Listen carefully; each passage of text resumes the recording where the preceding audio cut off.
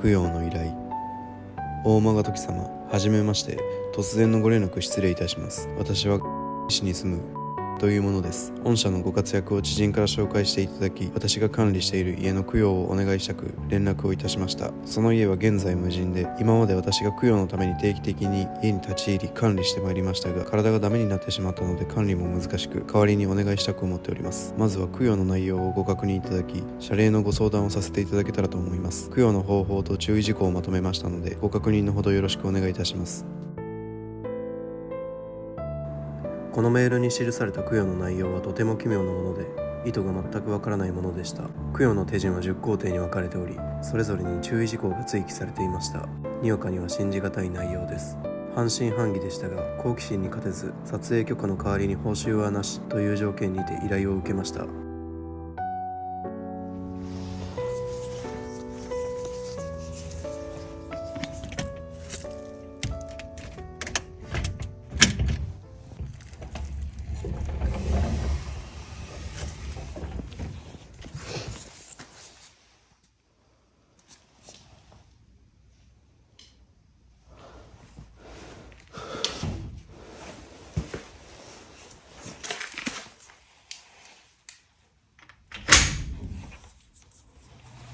不幸な双子の供養をどうかよろしくお願いします。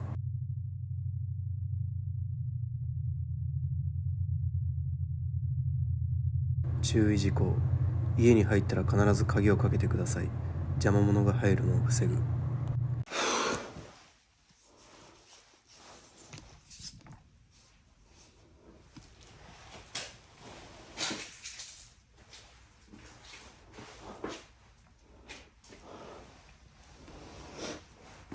供養は夜中の2時から4時の間にお願いします。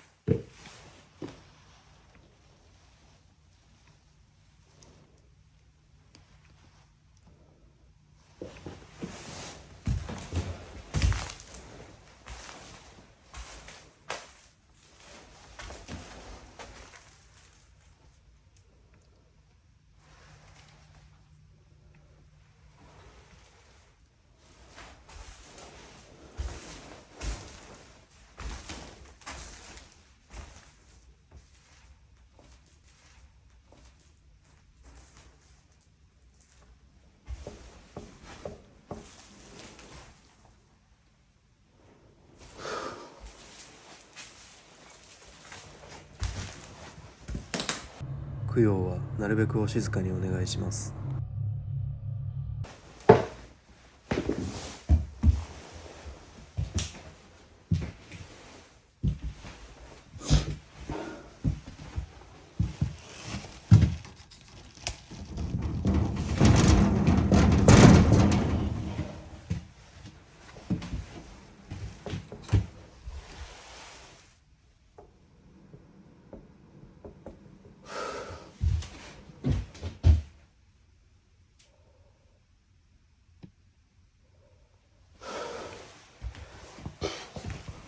供養の手順1。まず1階に問題がないかと確認をお願いします。一度だけ1階にあったことがありましたので。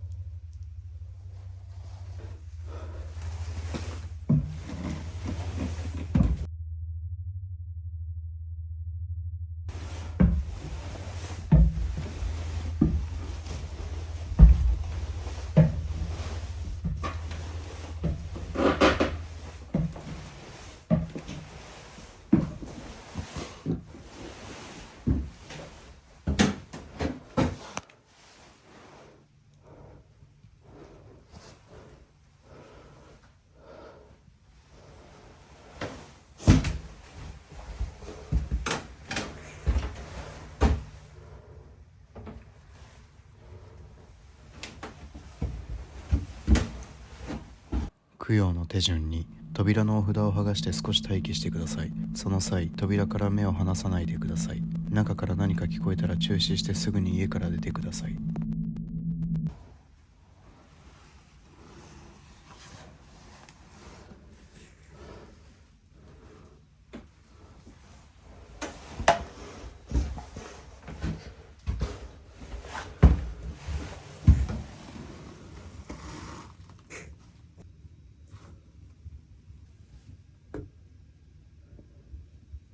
ごめんなさい。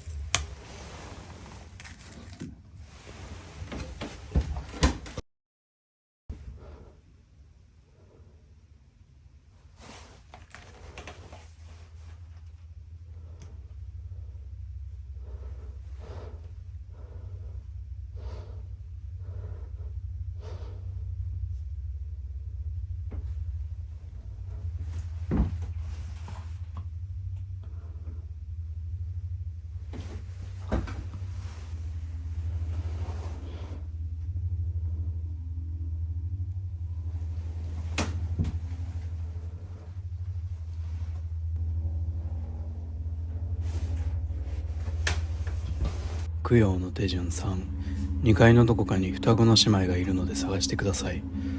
おそらく和室にいます。念のため他に誰もいないか確認してください。もし誰かいてもそれは双子とは関係ありません。邪魔者。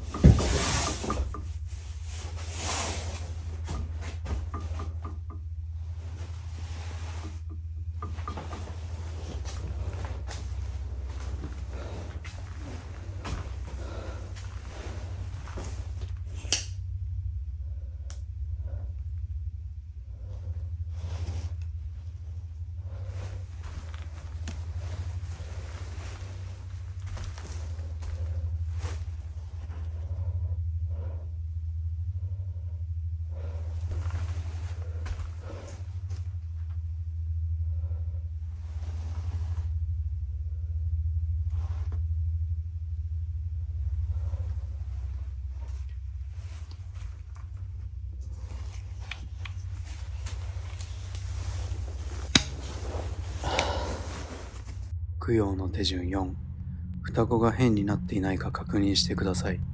いつも妹の方ばかりが。もしなっていたらすぐに元に戻してやってください。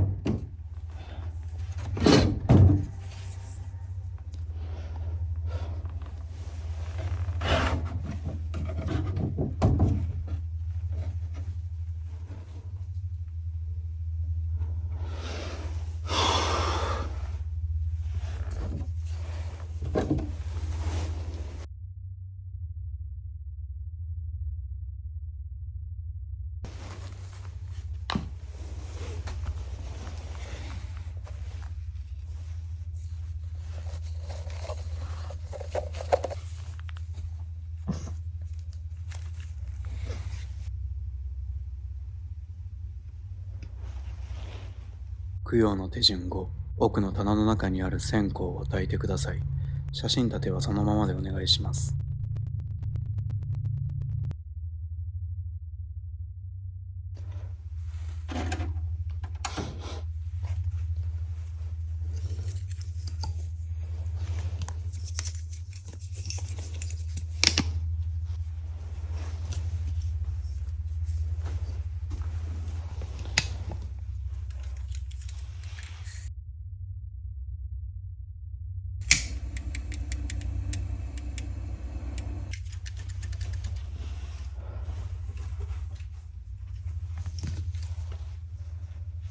供養の手順6、双子をしばらく空気に当ててください。すぐにカビが生えるので。母親には反応しないでください。関係ないため。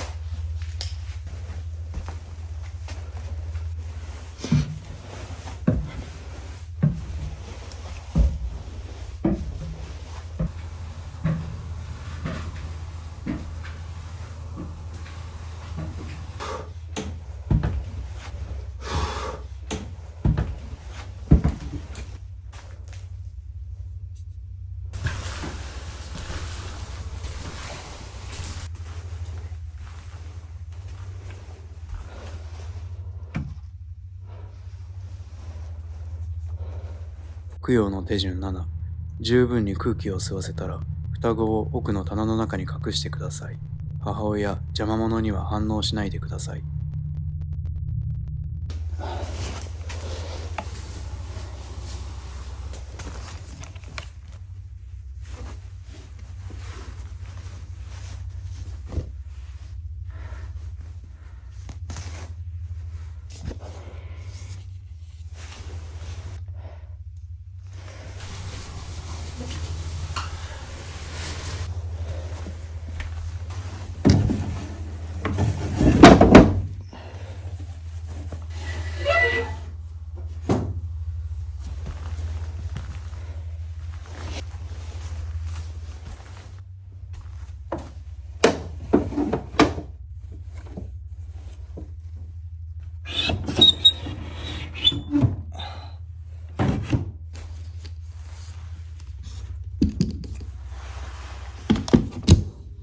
供養の手順8、不幸な双子に手を合わせてやってください。